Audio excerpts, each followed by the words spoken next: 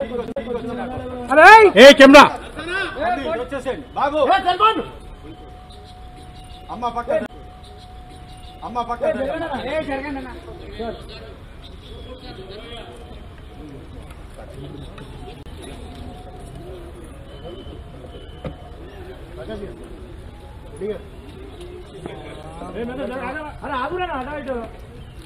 ఆగనిగా మీరు సైడ్ మీరు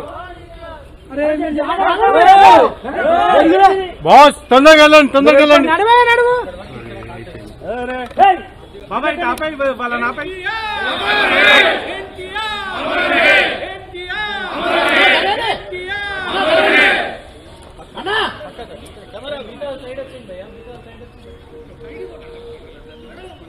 hello camera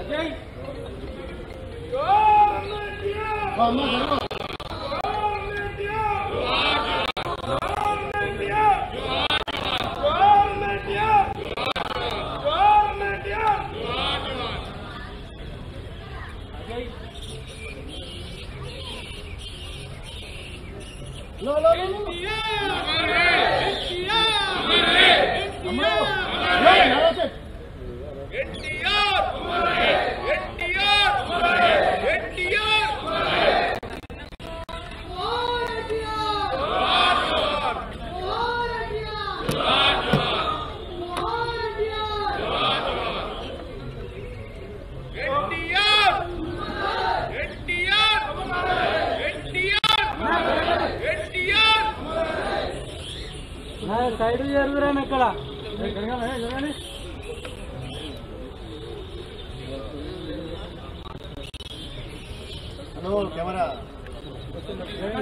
boss జరగాలి ఇక్కడ నుంచి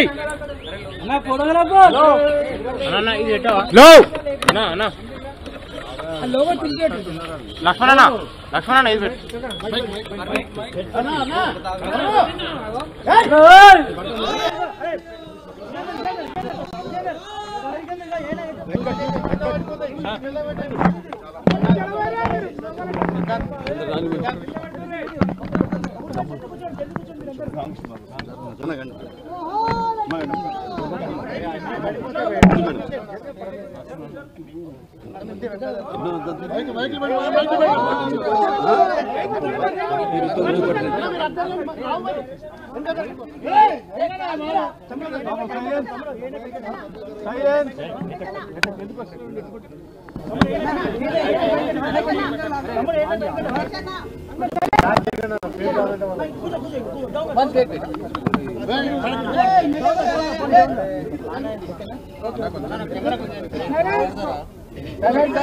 అందరికీ నమస్కారం.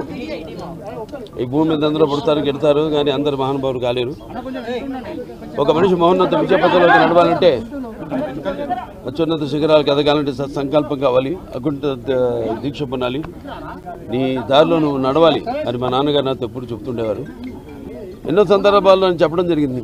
ఎన్టీఆర్ అంటే కేవలం నందమూరి తారక రామారావు కాదు, ఎన్నంటే నటనాలయం, ఆయన ఇల్లు ఒక నటనాలయం, అందులో ఆయన ఒక నటరాజు నటసింహుడు.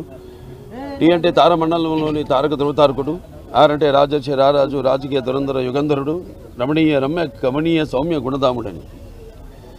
మొన్ననే ఆయన శత జయంతి జరుపుకోవడం జరిగింది. తర్వాత ఆయన సినిమా పరిశ్రమకు వచ్చి 75 సంవత్సరాలు మన దేశం ఆయన మొదటి సినిమా. ఆ సినిమా యొక్క ఉత్సవం కూడా జరుపుకోవడం జరిగింది. ఇప్పుడు రామారావు చూసుకుంటే ఆయన సినీ రంగ ప్రస్తావన చూసుకుంటే మరి ఆయన నటిస్తుంటే పౌరాణికాలు ప్రాణాలు పోసుకున్నాయి, జానపదాలు జాబులీలు అయ్యాయి, సాంఘికాలు సామాజిక పరిగమనాలు అయ్యాయి, పద్యం పాట బదులెక్కింది, పాట బదులెక్కింది, పద్యం పాట నాట్యం నేర్చింది, కళామ తల్లి కన్నుల పండుగ చేసుకుంది, కళకళలాడింది, గలగల నవ్వింది. అంటే ఇక్కడే కాదు, మన దేశంలోనే కదా, ప్రపంచంలో ఎక్కడ చూసినా కూడా అటువంటి నటధీరుడు, అలాగే నటనలో ప్రయోగాలు చేసిన నటనాచార్యుడు, అలాగే పాత్రలో పరకాయ ప్రవేశం చేసి ఆ పాత్రలను ఆయన అణువణువులో జీర్ణింపు చేసుకుని ఆ పాత్రలకి న్యాయం చేసిన నటధీరుడు నందమూరి తారక రామారావు గారు. మనం ఎక్కడ వెతికి చూసినా, ఎక్కడ చూసినా కూడా అటువంటి నటధీరుడు, లేకపోతే నటచారుడు, లేకపోతే నటధీరుడు ఎక్కడా మనకి కానరాడు అని నేనే కాదు, ప్రతి ఒక్కడు చెప్పుకుని తీరుతారు, ఒప్పుకుని తీరుతారు. అలాగే తర్వాత ఆయన ప్రతి తెలుగు బిడ్డ, ప్రతి తెలుగు గడ్డ కూడా నేను తెలుగువాడిని సగర్భంగా చెప్పుకునే దమ్ము, ధైర్యం, సత్తా, తెగువ, ఆత్మవిశ్వాసం పదును పెట్టి మరి ప్రతి తెలుగువాడిని బయటికి తీసుకొచ్చి నేను తెలుగువాడిని అని చెప్పే సత్తా, ధైర్యం ఇచ్చిన తెలుగు తేజ నందమూరి తారక రామారావు గారు.